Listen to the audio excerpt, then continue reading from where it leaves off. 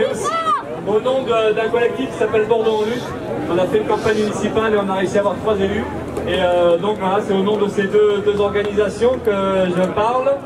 Donc évidemment, c'est pour apporter notre solidarité totale à l'égard de votre mobilisation contre le projet des bassines, contre le projet, on le sait, soutenu par quelqu'un qu'on connaît bien à Bordeaux qui s'appelle Rousset.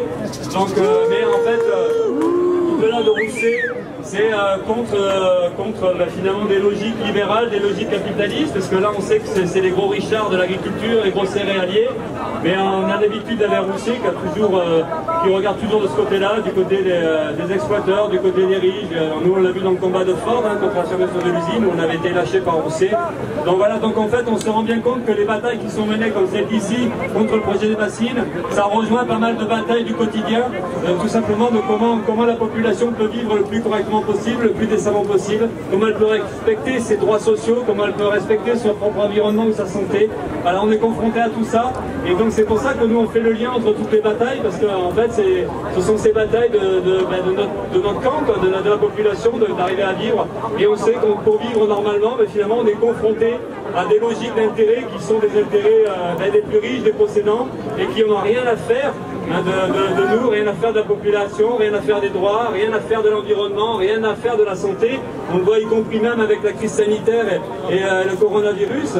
Donc on est confronté à tout ça, donc comment on fait pour se défendre? Alors évidemment, ce qui est déterminant, c'est la mobilisation. Ce qui est déterminant, c'est que dans la population, dans les milieux militants, dans les milieux associatifs ou syndicaux, il y a suffisamment de force, suffisamment de confiance pour se dire, on va se défendre, on va s'organiser, on va faire des choses, on va discuter, on va argumenter, et on va combattre tous les projets néfastes, toutes ces attaques contre nous, contre notre quotidien.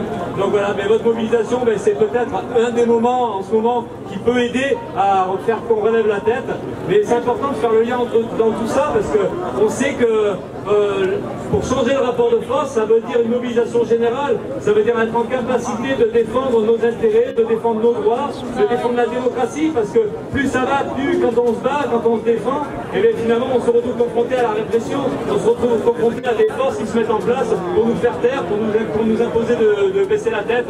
Donc il y a tout ça qui est dans la situation actuelle, et maintenant de tout ça, comment on fait pour garder le moral, comment on fait pour garder la pêche, et puis se dire, si on va se défendre, on va s'organiser.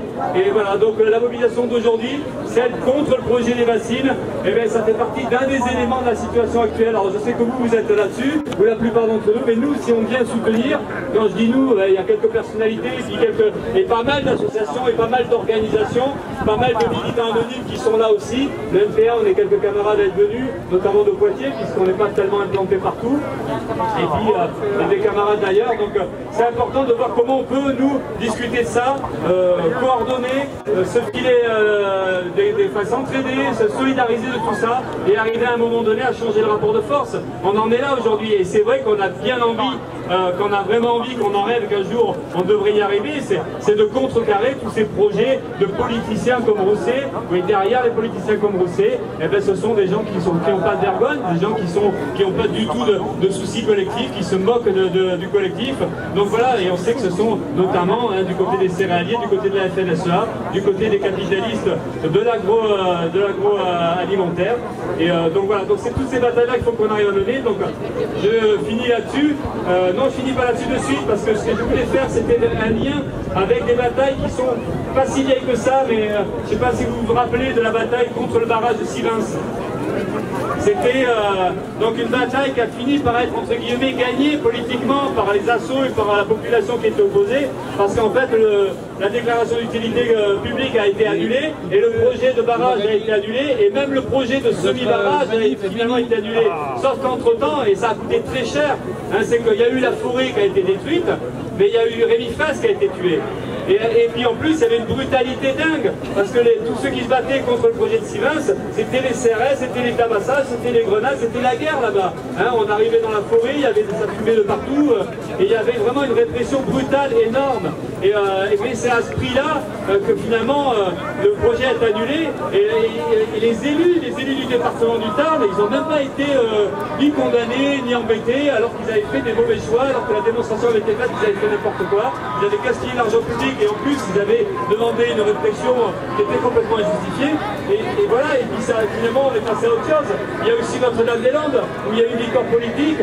Cette victoire politique, ça a été après de longues années de bataille, et là aussi une répression de dingue. Hein, des CRS partout, des flics partout, l'armée, vous vous rappelez des plans, des opérations particulières qui étaient menées par l'ancien président de la République, François Hollande.